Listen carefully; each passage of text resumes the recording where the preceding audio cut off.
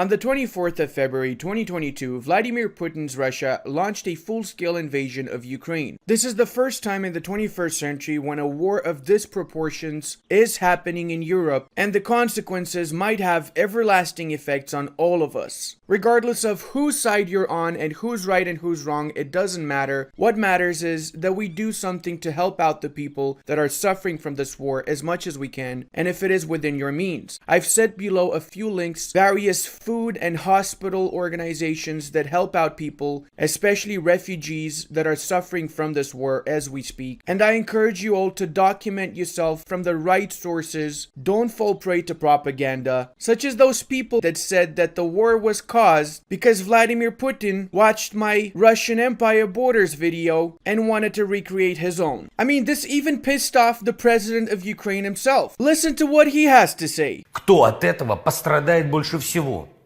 Люди.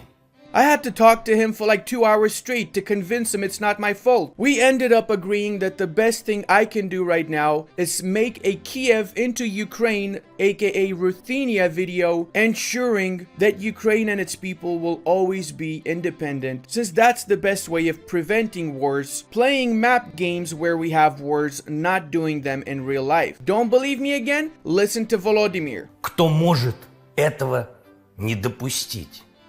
Люди. Also have to say I have mad respect for this dude. He's got balls of steel, man. From a historical point of view, Kiev in 1444 was a part of the Grand Duchy of Lithuania. The Lithuanians actually conquered Kiev from the Great Horde in 1362/1363 after the Great Battle of the Blue Waters, which was somewhere around here, I believe. Before that, the Principality of Kiev was basically a tributary/vassal sort of entity of the Great Horde. That being said, in order to play as Kiev, we gotta do some things first. Obviously, I'm gonna be deleting all the forts in the country, and I'm doing this because it's gonna be easier for me in the independence war and after to get control of the provinces that I need in order to get my independence. Also, of course, gonna be disbanding the armies, obviously. Gonna make some rivals. First rival, of course, is gonna be Poland, Muscovy, and Austria, just in case they might think about allying Lithuania. We don't want that to happen. Gonna also encourage development in the province of Kiev, and we're gonna use all of our starting mana points to develop this province, giving us a little bit of extra development when we start as Kiev. Next step, of course, is gonna be to start releasing the nations around us first, not Kiev. Kiev is the last one we're gonna be releasing, and after we release these nations, we're gonna start giving them some lands. Lithuania is gonna keep the original Lithuanian lands, and that's pretty much it. And now we are also gonna make sure that all of these guys are disloyal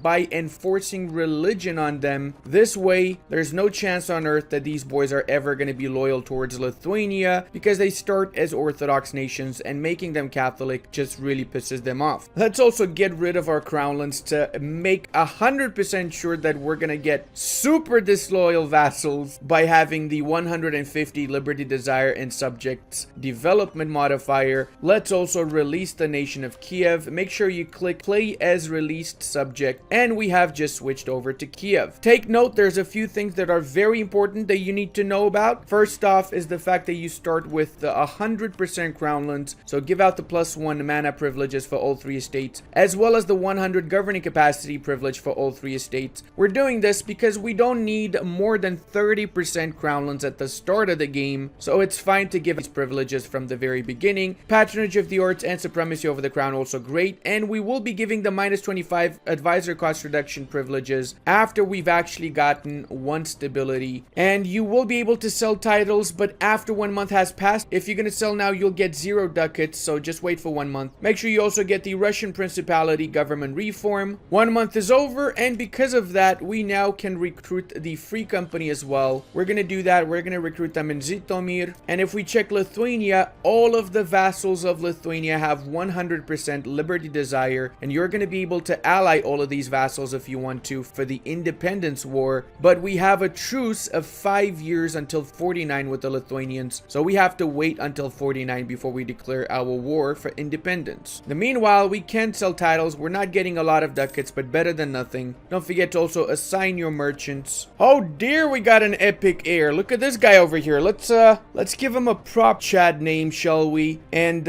sadly, we have a 402 as our first king, but once Vladimir takes charge of the nation, everything's gonna be a-okay. A little bit of an unexpected situation just happened. Lithuania allied Ryazan, and Ryazan got attacked by the Great Horde. Lithuania just lost all of their soldiers against the Great Horde, and I'm not gonna help them. I'm sorry, but I am not gonna give a single little bit of help. In fact, I'm quite happy if the Great Horde takes some land from Chernigov. This way I can get it afterwards from the Great Horde when I attack them. Our truce is over with Lithuania, so we can start allying some of our fellow vassals. I'm actually not gonna ally all of the vassals. I'm only gonna ally Galicia, Volhynia, as well as Polotsk and Smolensk, and that's it. As a part of my independence war against the Lithuanians, I want to take all of Chernigov and Zaporozhie as my own lands. Oh, what? Muscovy is actually supporting the independence of Polotsk? Okay, well, that changes things massively. Isn't Polotsk like the precursor to Belarusia? Russians supporting Belarusians? This seems a little bit familiar, doesn't it? Alright, it is time to make our move, boys. Let's declare the independence war. Ryazan's not going to join in. I'm still in the war against the Great Horde,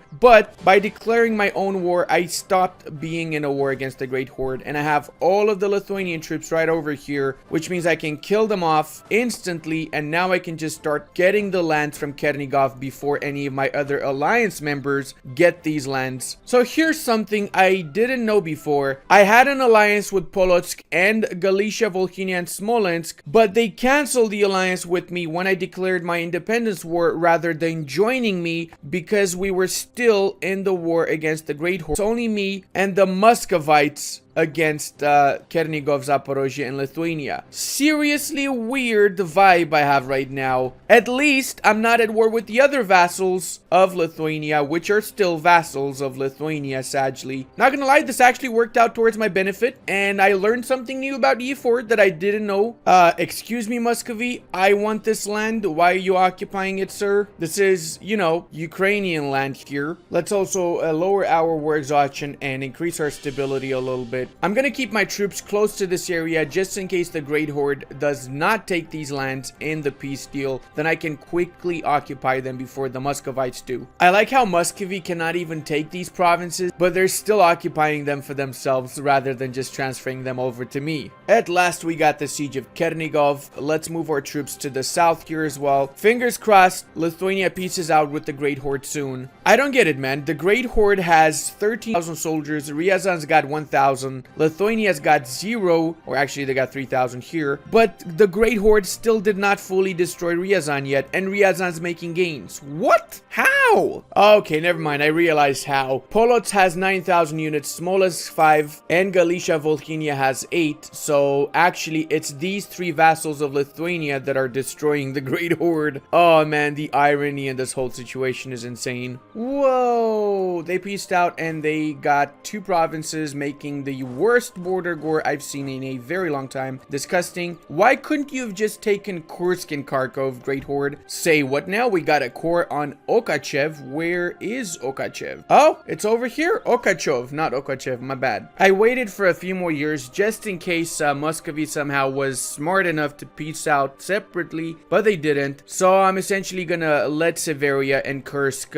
be a part of Chernigov. That means Chernigov's gonna stick around for a bit longer. I am fully annexing Zaporozhie, however, and my peace deal is basically grant independence, war reparations, all of these lands, and all the money that I can take. Most of this is going actually to Muscovy, but it's fine. At least we got our independence. I did not grant the independence of the other vassals because look at this. They got 100% liberty desire. All 3 of them, actually all 4 of them, because Chernigov's still around as well. Lithuania has no allies, so they're literally going to declare independence almost immediately if they're smart. In the meanwhile, for us, let's let's start coring all of the newly added lands. And let's get some rivals. Crimea and Livonian orders, pretty good for me. We can also use the spy network that we have right now in Lithuania to get some more claims. Remember, our truce is until 55. And that means in 55 I can take all of these lands as well from the 3 nations that are still in an alliance. Hopefully until I attack them. Great Horde also warned us, bruh. What was I saying? Polotski in war for independence. So all 3 guys are now at war with Lithuania. And I'm assuming they're gonna fully annex them if they're smart. Oh, really, Muscovy? You're gonna attack as well? Bro, Muscovy just declared war on the 3 nations that I was gonna attack. Oh, man, they're gonna take all of the lands here. No, this is bad. We've made full states out of our newly cored provinces. So next step, obviously, is gonna be to lower the autonomy in these provinces. And that significantly increased our land force limit. So let's get some cavalry units now. And Muscovy is separate piecing nations, which is almost a guarantee that they're gonna take everything here. Or not. They left 1 province for Chernigov and 1 province for Smolensk. How kind of you, Muscovy. How kind of you. Alright, our truce is over. Let's start our war now. Smolensk is not joining in this. Okay, because they got a lot of debt. No problem. We're gonna finish off Galicia, Volhynia, and then we're gonna attack Smolensk after. And Polotsk also has 1 province left. Oh my god, dude. This is giving me eye cancer right now. What's wrong with you, Muscovy? You're literally just leaving 1 province around everywhere so they join trade companies. That's not good. Oh man, I might just attack them now, actually. They have even any troops. They got 0 and 3,000. Alright, you know what? Let's attack them now. We can vassalize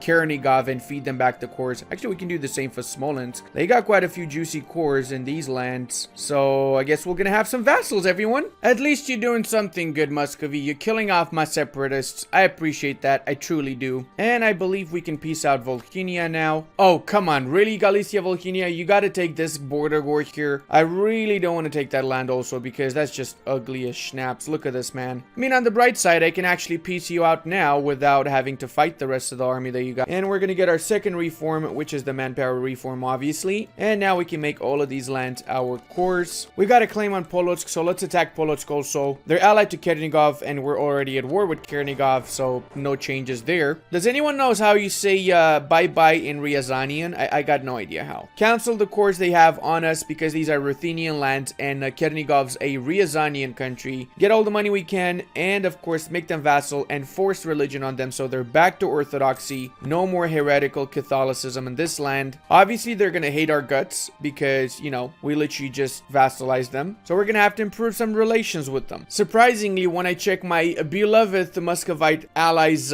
lands of interest, they have most of my country as strategic interest and the lands that I'm gonna soon vassalize as vital interest. I'm not sure I'm gonna have this alliance for too long. Now with Minsk, we can actually pull a 98.7 head move and we're gonna fully annex them. Why are we doing this? Why are we not vassalizing them in order to feed back all of the cores? We are vassalizing them, but we're gonna release them from this interface once we're at peace. First, let's fully annex the nation of Smolensk as well. And as you can see, we can release Smolensk and Polotsk from these 2 provinces. Let's go with Polotsk first. And because we got them out, we can now get the strong duchies privilege that offers us more diplo relation slots and lowers the liberty desire in our subjects. We're not releasing Smolensk just yet because we want to get a little bit stronger before we release Smolensk. Otherwise, our vassals are going to be very disloyal. Ooh la la, the Prussian Confederacy just sprang out and they don't have as much land as you would expect them to have. Just 4 provinces. The Teutons might still be around after they finish this war. We got 20,000 units. This is enough because we're going to attack the Great Horde. We're going for the reconquest of our vassals' cores, and we can even call in the Muscovites. We got 25 with 22. That's enough for me, I guess. Is it time for the ver? Let's also get this technology,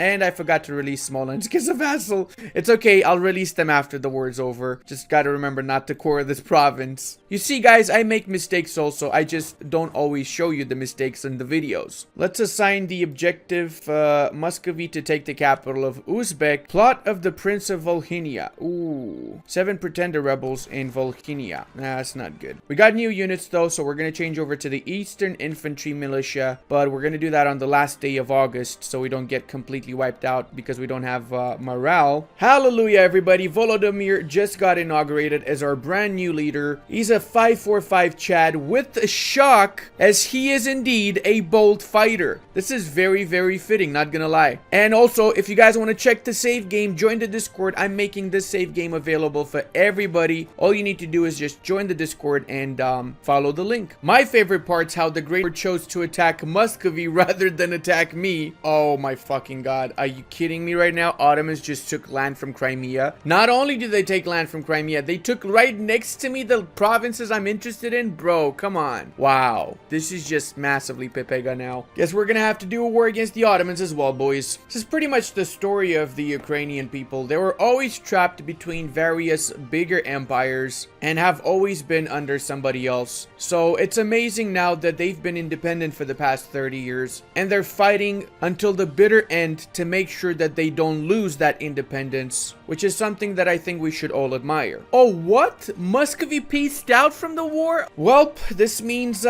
more land for me, I guess. Sadly, that's not such a great thing though, because I was kind of relying on the Muscovites a little bit here. But we can definitely peace out now. We should have enough war score for a few provinces here and there, I guess. Chernigov, we can take maybe a few more lands in this area. I believe this is the historic border of Ukraine. I might be wrong about that, but I think it's this. And I am going to peace out because they have a lot of troops. And despite me being able to fight these troops, I got warned by the Ottomans. And I have a very strong suspicion that they're going to actually attack me. So the thing is, I'm going for historical Ukrainian borders. And I will be deving up and I'll be playing toll in the historical Ukrainian lands. Let's see how much money and how much army we can get from playing toll in the best playing toll area in the game. As you can see here, most of this land is grasslands or farmlands. And this area here is steppes. Again, steppes is amazing for playing toll because you get the privilege from the Cossack estates that lets you get 15% local development cost reduction in all of your steppe provinces. The Poles also have quite a few provinces that are Ruthenian, so we're gonna have to have a war against them also. Actually, they got no manpower left and they're still in the war with the Teutons. Okay, they have not finished that war. Interesting. Oh, because the Teutons are allied to Bohemia? No. They are just struggling against 1,000 units. Fair enough. I love it when this happens. Muscovy is asking me for sailors in exchange for favors. Sure, Muscovy, I'll give you all of my sailors. You can have every single last one of them. I really want to get Renaissance before I invest any more mana points into technology. So what I'm going to do is I'm going to start developing my lands a little bit. By bringing all of our provinces to 10 development, we essentially not only spawn the Renaissance faster in these provinces, but we also improve our military and our economy by boosting up our production. So it's way better using our mana points early on in this regard rather than just wasted on getting technology a lot earlier. And now there you go, boys. All of these provinces are getting Renaissance passively because there is 10 development in all of these provinces. And by developing the provinces, we also got a lot more crownlands so we can sell titles and get some more money. We got some more streltsy from our government interaction, and because of that we can do our first mission, consolidate the state, getting 50 admin points in the process, as well as advance of the Dnieper, which offers 20 army tradition, and restore Kiev that offers a bunch of production tax and base manpower. So from an economical perspective, despite having 28,000 troops, we can still get a little bit of a plus on the balance here. Obviously we should improve that, and we are going to be improving that, but it's better than how we started, isn't it, guys? Because of these missions, we also got permanent claims on all of these lands here. So we got 25% core creation cost reduction after we take all these juicy lands from Poland, for example, or the ones from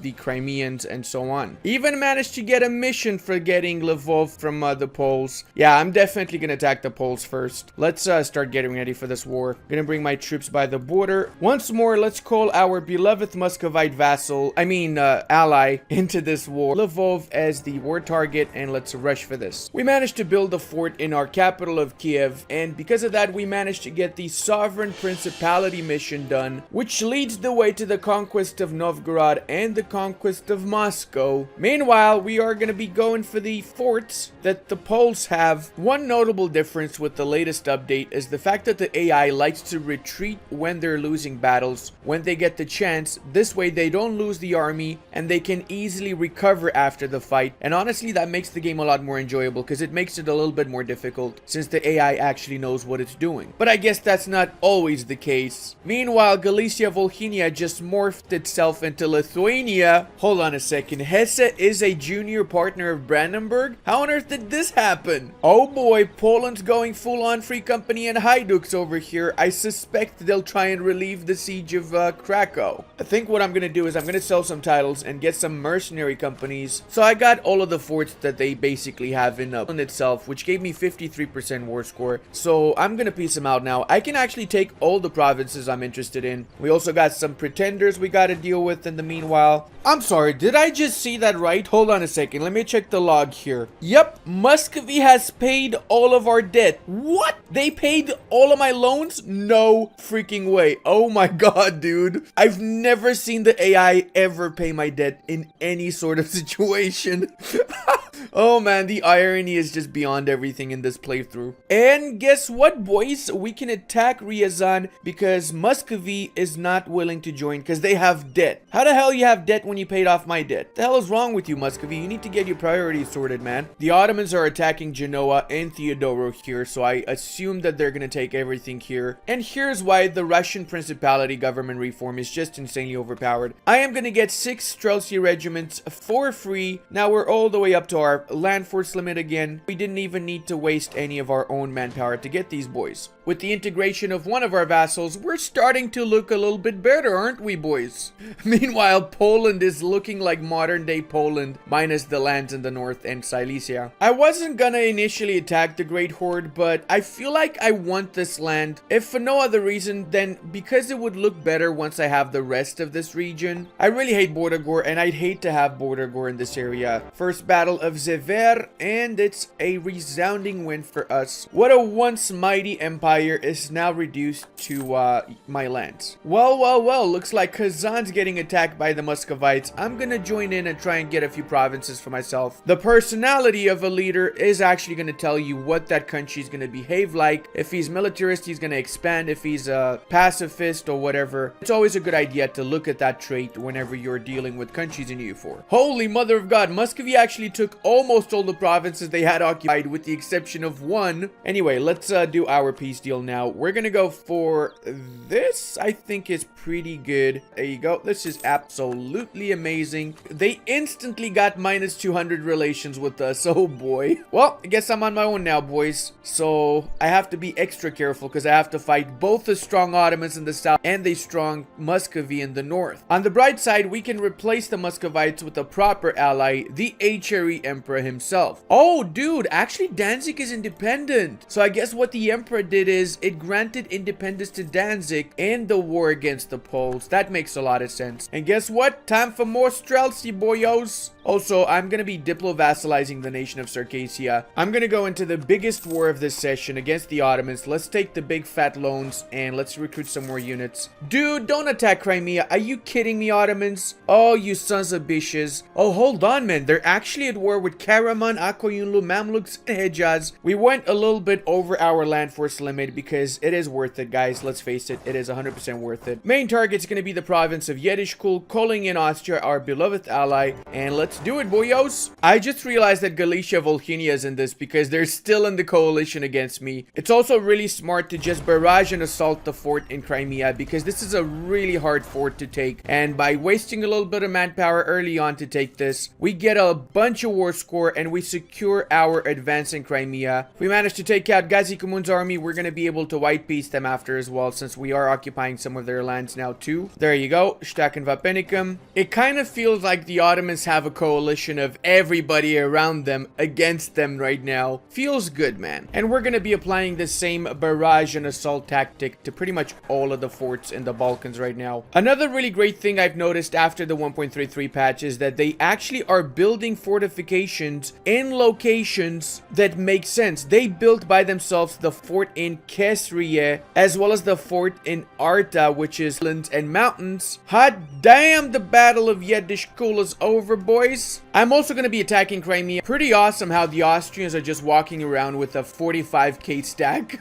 They don't even need that many troops, man. What are they doing? Hot diggity dog, we got the core in Gumulchine because of the Orthodox defector event that just triggered. But I'm not going to take the province of Gumulchine. It would be super border gore, and I don't care about it too much. I'm just going to take these lands here, all the money I can get. Let's see if we can get a little bit more. We can squeeze a little bit more. This is going to actually give us 700 because a lot of that's going to go to our allies, but we do have the war reparations, so it kind of makes up for it a little bit. And oh my god, the emperor just got the third reform enacted. Holy snaps, man. Concentration a little bit to lower the development. We've pretty much carpet sieged the entire nation of Nogai, and all I'm gonna go for is just the money. Crimea, on the other hand, I am fully annexing. Don't care whatever coalition I might get from this. It is absolutely irrelevant considering that now I have the greatest map name. Look how big Kiev looks on the map, guys. Just look at this beautiful thing. Of course, we're also going to get a small little war against the Muscovites. Because we got the Crimean lands, we can recruit the Cossacks now, as well as break the Tatar yoke, which offers quite a little bit of mana points overall. I've also been improving relations with the Mamluks in the hopes that I can get an alliance, and I can get that alliance now. This is going to be vital for future expansion into the Ottoman land. Hold up, Austria. You want me to join your wars? Fine, I'll do it. I'm a good ally, goddammit. Wait, what? When did Muscovy get released? I just noticed this thing exists. And they're a junior partner of Munich. What?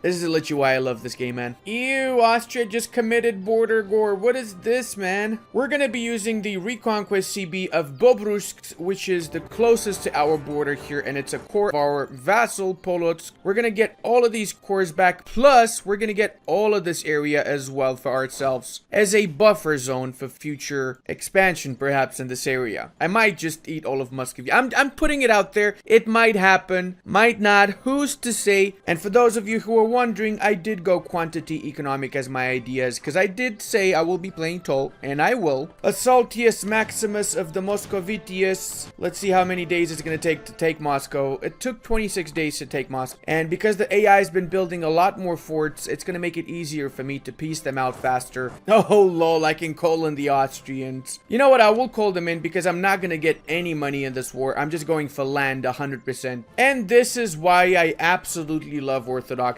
One stability from that event is brilliant when you have half of your army as Streltsy. Excuse me, sir, what are you doing in Mogilev? Ah, I love the smell of winning battles in the morning. Mameluk send me 29 ducats. Thank you so much, Mameluks. It really looks as if the entirety of Europe is just joining in to fight off the Muscovites. And obviously that's because what? France is a junior partner of Austria and Burgundy is, oh my lord, Austria has 4 PUs that basically are half of Europe. Oh boy, I don't even need to finish sieging the rest of the stuff. I can definitely get 100% now. Yep, there you go. I can get 100%. This is going to cost me 59 because I'm taking some provinces that I don't have cores on. Coalition-wise, almost nobody also, and they're more than willing to accept my demands. Daria go, boys. Daria go. We can do the mission Rule Ruthenia as well as the Conquest of Moscow that offers us claims on the entirety of the Muscovite lands. Let's go ahead and